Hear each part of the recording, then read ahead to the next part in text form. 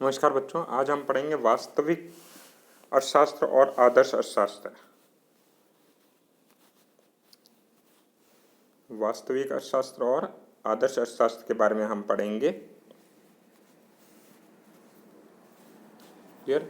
तो वास्तविक अर्थशास्त्र क्या होता है? देखिए, वास्तविक अर्थशास्त्र जो होता है वो वर्तमान काल और भविष्य काल और भूतकाल तीनों कालों के से संबंधित हो सकता है कि आर्थिक जो मुद्दे होते हैं उससे संबंधित जो भी आर्थिक मुद्दे होते हैं उससे संबंधित उन आर्थिक मुद्दों को बारे में चर्चा करता है।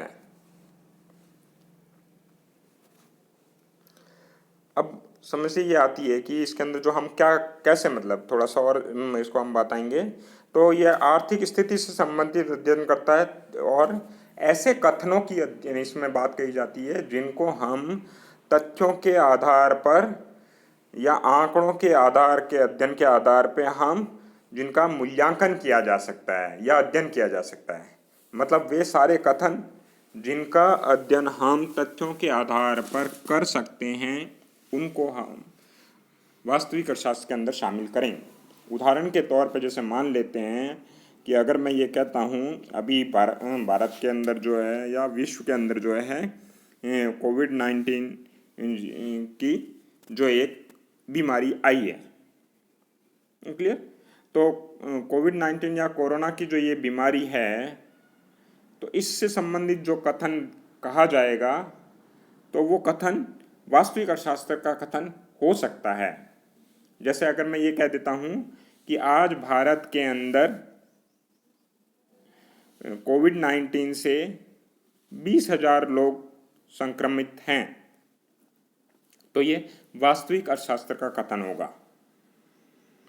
करेक्ट? इसी कथन ये वर्तमान स्थिति से संबंधित है।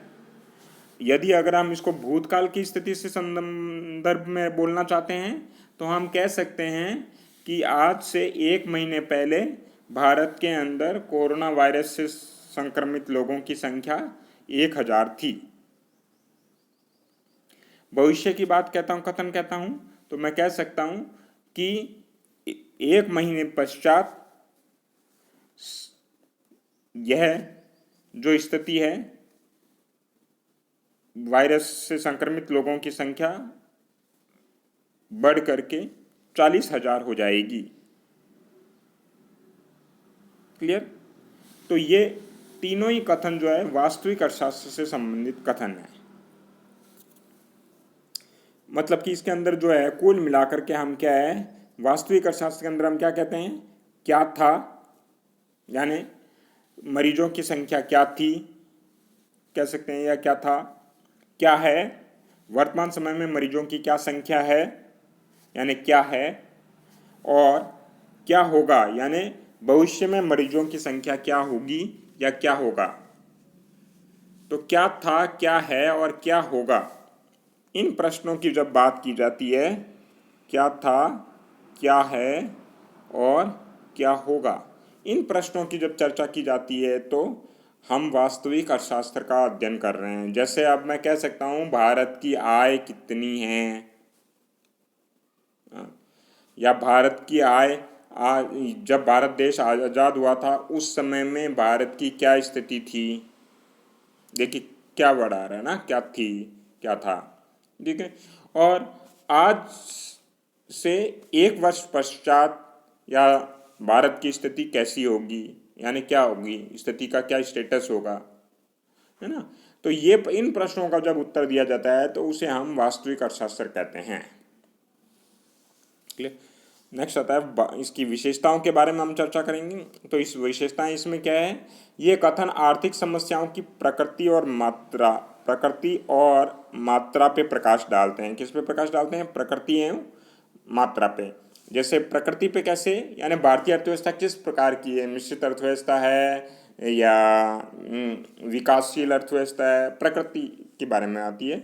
इसी प्रकार जैसे हम अगर मैं सामान्यतः अगर प्रकृति की बात करूं तो एक बीमारी या महामारी फैली हुई है तो क्या किस प्रकार की बीमारी है कि उसकी प्रकृति क्या है, उसकी प्रकृति यह है कि वो ठीक नहीं होने वाली बीमारी है या सोशल डिस्टेंसिंग के द्वारा ही ठीक हो सकती है। तो मतलब हर एक चीज़ की कोई ना कोई प्रकृति होगी। इसी प्रकार जैसे अर्थव्यवस्था है, अर्थव्यवस्था को हम 3 भागों में विभाजित 3 तरीके की अर्थव्यवस्था हो सकती है पूंजीवादी अर्थव्यवस्था, मिश्रित अर्थव्यवस्था और समाजवादी अर्थव्यवस्था। तो ये प्रकृति हो गई अर्थव्यवस्था की। तो इस प्रकार से कोई भी समस्या होगी या कोई भी आर्थिक समस्या होगी तो उसकी कोई ना कोई प्रकृति अवश्य होगी। क्लियर। दूसरी उसकी मात्रा, मात्रा यानी क्वांटिटी। जैसे अभी अगर मैं बोलता हूँ तो भारत की आय कितनी है, तो सम फिगर विल बी, मात्रा में क्या होगा, मुख्यतः आंकड़े प्रस्तुत किए जाएंगे, तो कोई ना कोई आंकड़ा अवश्य प्रस्तुत होगा। सेम इसी प्रकार से मात्रा की अगर मैं बात करता हूँ तो ये वायरस से संबंधित मरीजों की संदर्भ में हम बातें करें तो मरीजों की संख्या की मात्राएं अलग अलग समय में भिन्न भिन्न रही होगी। नेक्स्ट दूसरी जो इसके अंदर आती है, ये जो कथन होते हैं वह भूत, वर्तमान और भविष्य से संबंधित हो सकते हैं। तीनों से संबंधित हो सकते हैं, वर्तमान, भूत और भविष्य से संबंधित हो सकते हैं तथ्यों पे, और मुख्यतः किस पे निर्भर करते हैं, देखिए क्लियरली आंकड़ों पर निर्भर करते हैं। किस पे निर्भर करते हैं, आंकड़ों पर निर्भर करते हैं। क्लियर। इन कथनों को सत्यता, नेक्स्ट आता है अगला पॉइंट कि इनकी सत्यता से जांचा जा सकता है, यानी इनको जांचा जा सकता है कि जो मैंने कथन कहे हैं वो सत्य है या नहीं है। मतलब केवल ये जांचा जा सकता है whether the statement is true और फॉल्स, यानी वो सही है या नहीं है, इसको जांचा जा सकता है। और जांचने का आधार क्या होगा, जो हमारे तथ्य और आंकड़े जो हमने प्रस्तुत किए हैं वही होगा। उदाहरण के तौर पे भारत की राष्ट्रीय आय में अगर आज की तारीख या भारत की जनसंख्या आज की तारीख में 1.25 करोड़ है, तो यह कथन सत्य भी हो सकता है, 1.25 करोड़ भी हो सकती है, यानी 1,25,00,000 या इससे अधिक भी हो सकती है, 1,30,00,000 हो सकती है। दोनों ही कथन हो सकते हैं, लेकिन मतलब सत्य कथन सत्य है या नहीं है, गलत कथन और सत्य कथन दोनों ही वास्तविक अर्थशास्त्र के ही उदाहरण हैं। कथन सत्य होगा या गलत होगा, यह अगर हम इसकी जांच कर सकते हैं तो वो कथन वास्तविक अर्थशास्त्र का विषय है। यह हमारे को ध्यान नहीं रखना है इसके अंदर कि कथन केवल सत्य कथन ही वास्तविक अर्थशास्त्र के अंतर्गत आएंगे, नहीं, गलत कथन भी वास्तविक अर्थशास्त्र का भाग हो सकते हैं।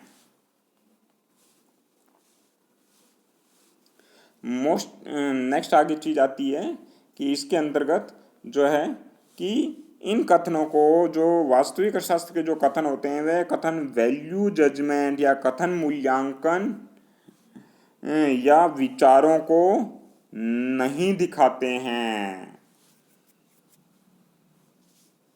विचारों को नहीं दर्शाते हैं। यानी इसके अंदर हम इस चीज का अध्ययन नहीं करते हैं कि जो वैल्यू जजमेंट की बात नहीं करते हैं और न ही विचारों पे वाद विवाद पर बात करते हैं। यानी इसके अंदर जो कथन होते हैं उसके ऊपर वाद विवाद नहीं किया जा सकता है। जैसे मैंने बताया कि भारत की जनसंख्या 1,25,00,000 है, तो ये कथन सत्य हो जाएगा या असत्य हो जाएगा और बात खत्म हो जाएगी, हम चर्चा नहीं कर पाएंगे इसके ऊपर। क्लियर। क्यों? क्योंकि मुद्दे में केवल या तो सत्य होगा और या असत्य होगा, इसके अलावा कोई तीसरा विकल्प ही नहीं है जो चर्चा की जाए जिसके ऊपर। ओके। नेक्स्ट उसके बाद में अगला आता है आदर्शात्मक अर्थशास्त्र या नॉर्मेटिव इकोनॉमिक्स। आदर्शात्मक अर्थशास्त्र, आदर्शात्मक अर्थशास्त्र के अंदर जब हम अध्ययन करते हैं तो इसके अंदर हम देखते हैं कि जो लेते हैं क्या होना चाहिए, मतलब वास्तव में क्या है वो उसको नहीं, बात क्या है से नहीं, क्या होना चाहिए। वहाँ पे था क्या है, यहाँ पे है क्या होना चाहिए। मतलब कि हम आदर्श की बात करते हैं तो क्या होना चाहिए की बात करते हैं। क्लियर। यानी जैसे उदाहरण के तौर पे अगर मैं कोरोना से संबंधित कहूँ तो बाद से कोरोना समाप्त हो जाना चाहिए, है ना। हम सभी का विचार यही है, हम सभी यही सोचते हैं। तो ये एक आदर्शात्मक अर्थशास्त्र का सेंटेंस हो जाएगा। यानी भारत की इनकम बढ़ जानी चाहिए, भारत से गरीबी दूर हो जानी चाहिए। जब हो जानी चाहिए, होने की संभावनाओं को दर्शाता है तो वो आदर्शात्मक अर्थशास्त्र की बात है।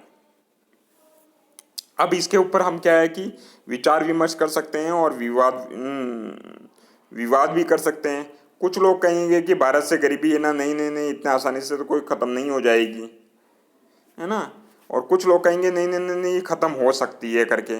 तो वहाँ पे क्या होगा, दो पार्टियाँ बन जाएगी। एक कहेगी कि गरीबी है जो समाप्त हो जाएगी, दूसरी कहेगी नहीं, गरीबी समाप्त नहीं हो पाएगी। तो एक विवाद की स्थिति उत्पन्न हो जाएगा, एक मुद्दा होगा जिसके ऊपर समस्त लोग अपना विचार प्रकट कर पाएंगे। तो ये, और उसका अंतिम समाधान नहीं दे सकते हम, केवल हम राय दे सकते हैं। भारत से गरीबी समाप्त करने के लिए हम क्या कर सकते हैं, केवल राय दे सकते हैं। गरीबी को समाप्त नहीं किया जा सकता है। गरीबी जो समाप्त होगी, जिस दिन समाप्त हो जाएगी, या जब हम गरीबी का आंकड़े बताते हैं, गरीबी का अगर मैं आंकड़े बताता हूँ तो वो वास्तविक अर्थशास्त्र का भाग है, और जब मैं उसको समाप्त करने के लिए योजनाओं पे चर्चा करता हूँ तो वो आदर्शात्मक अर्थशास्त्र की बात हो जाती है, या उसको समाप्त करने के उपायों पे चर्चा करता हूँ तो वो क्या हो जाती है, आदर्शात्मक अर्थशास्त्र की बात हो जाती है। तो इस प्रकार से अब आपको समझ में आ गया होगा कि वास्तविक अर्थशास्त्र और आदर्श अर्थशास्त्र के अंदर क्या भिन्नता है। जैसे अब कुछ उदाहरण दिए हैं, मनरेगा जो है Mahatma Gandhi national rural employment guarantee act के बारे में है। इससे एक दिन देश में बेरोजगारी समाप्त कर देगा। जो मनरेगा है जो एक दिन देश से गरीबी समाप्त कर देगा। तो अब इसके अंदर दो समूह बन सकते हैं। एक समूह कहेगा कि गरीबी या बेरोजगारी समाप्त हो जाएगी, दूसरा समूह कहेगा नहीं नहीं नहीं, इससे ना कोई ज़्यादा फर्क नहीं पड़ने वाला, या इससे है ना इतनी गरीबी समाप्त नहीं होएगी, गरीबी उसके बावजूद भी बनी रहेगी। और इस पे ना काफ़ी लंबे समय तक चर्चा की जा सकती है, भले ही 2, 4, 5 घंटों तक चर्चा की जा सकती है। क्लियर। तो यहाँ पे क्या हो गया कि इसके अंदर जो चर्चा की बात आई, चर्चा कही जा सकती है ना। तो अब इसकी विशेषताएं देख लेते हैं। इसकी विशेषताएं हैं, इसमें कथन मूल्यांकन होते हैं, वैल्यूज कथन मूल्यांकन होते हैं, जिसके ऊपर आसानी से लंबे समय तक बहस की जा सकती है, ठीक है। और उन कथनों का, जो कथन बताए जाते हैं उनका मूल्यांकन, जजमेंट, मतलब कि वो एक आदर्श दृष्टिकोण बताते हैं, एक अच्छी संभावनाओं को दर्शाते हैं, लेकिन उसका सत्यता की जांच नहीं हो सकती है, ठीक है ना। ये इन कथनों का कारण विवाद व बहस हो सकती है। मतलब इसमें हम क्या कर सकते हैं, कथनों के ऊपर कारण बता सकते हैं। जैसे गरीबी के कारणों के ऊपर हम चर्चा कर सकते हैं। कई कारण हो सकते हैं। एक व्यक्ति ने 3 कारण बताए, दूसरा व्यक्ति 5 बता सकता है, अगला व्यक्ति 7 बता सकता है। यानी कारण हो सकते हैं, ठीक है, उसके उपाय हो सकते हैं, और इनके ऊपर हम बहुत लंबे समय तक विवाद कर सकते हैं और बहस कर सकते हैं। क्लियर। ये तो इसलिए ये चीज़ इसकी विशेषता है। ये केवल विचारों को दर्शाते हैं, इनकी सत्यता की जांच नहीं की जा सकती। सत्यता की जांच संभव नहीं है, सत्यता की जांच नहीं की जा सकती है। क्लियर। हम केवल ये बता सकते हैं कि इसके क्या क्या कारण हैं। वास्तव में वो कारण उसके हैं या नहीं है, इसकी सत्यता की जांच नहीं की जा सकती। गरीबी को दूर करने के उपाय बताए जा सकते हैं, वास्तव में वह उपाय कारगर होंगे या नहीं होंगे, इसकी सत्यता की जांच नहीं की जा सकती है। क्लियर। तो कुल मिलाकर के इसके अंदर जो विचार प्रस्तुत की जाती है उनकी जांच संभव नहीं है, उनका मूल्यांकन संभव नहीं है। ये केवल उपायों बताते हैं, उपाय क्या होना चाहिए पे चर्चा करते हैं, कि उपाय क्या हो सकते हैं उस पे चर्चा की जाती है। क्लियर। तो इस प्रकार से अगर हम देखते हैं तो यह आ गए। अब दोनों के बीच में तुलनात्मक अध्ययन देख लेते हैं। जो क्वेश्चन प्रश्न आता है तो आपको अंतर स्पष्ट लिखना है, तो इस तरीके से डिवाइड करके इन 2 भागों में, और उसके बाद में इन दोनों में अंतर लिखना है। सेम जो हमने पढ़ा है उसी की व्याख्या वापस की गई है। वास्तविक अर्थशास्त्र जो है भूत, वर्तमान और भविष्य से संबंधित आर्थिक व्यवहार से संबंधित अध्ययन करता है, और जबकि इसके अंदर क्या है कि उन आर्थिक समस्याओं का अध्ययन करता है जिनको कि अर्थशास्त्रियों के विचारों से संबंधित होती है। आदर्शात्मक अर्थशास्त्र केवल विचार से संबंधित आर्थिक समस्याओं का अध्ययन करता है, और जबकि वास्तविक अर्थशास्त्र जो आर्थिक व्यवहार से संबंधित या मुद्दों से संबंधित या कथन से संबंधित अध्ययन करता है। वास्तविक अर्थशास्त्र का संबंध जो है क्या था, क्या है और क्या होना चाहिए से संबंध है, जबकि वास्तविक अर्थशास्त्र का संबंध जो है वो क्या होना चाहिए से संबंधित है। क्लियर। नेक्स्ट उसके बाद में वास्तविक अर्थशास्त्र के जो कथन है वो सत्य हो सकते हैं या, ठीक है ना, सदैव सत्य नहीं होते हैं, असत्य भी हो सकते हैं। सत्य व असत्यता की जांच की जा सकती है इसके अंदर, और वो सत्य भी हो सकते हैं, असत्य भी हो सकते हैं। आदर्शात्मक अर्थशास्त्र के अंदर जो है कथन वो सत्य होंगे या असत्य होंगे ये कहा नहीं जा सकता है, मतलब उसकी सत्यता की जांच नहीं की जा सकती है। क्लियर। उदाहरण आप मर्जी से भी दे सकते हो, जैसे भारत की जनसंख्या चीन की जनसंख्या से कम हो जाएगी या अधिक हो जाएगी। ठीक है, वैसे भारत की जनसंख्या चीन की जनसंख्या से अधिक हो जाएगी ऐसा कहा जा सकता है, लेकिन इसकी सत्यता पे जो जांच भी हो सकती है। जांच करने के लिए हमारे को जनसंख्या के आंकड़े देखने पड़ेंगे और उसके आधार पे हम इसकी जांच कर सकते हैं, है ना। मतलब अगर मैं ये कहूँ कि भारत की जनसंख्या जो है चीन की जनसंख्या से अधिक है, तो ये कथन क्या हो गया, बिल्कुल असत्य है। वर्तमान स्थिति में देखते हुए ये कथन बिल्कुल असत्य है। इसकी जांच हमने कैसे कर ली, हमारी जनगणना और चीन की जनगणना के आधार पे हम है ना ऐसा कर सकते हैं। क्लियर।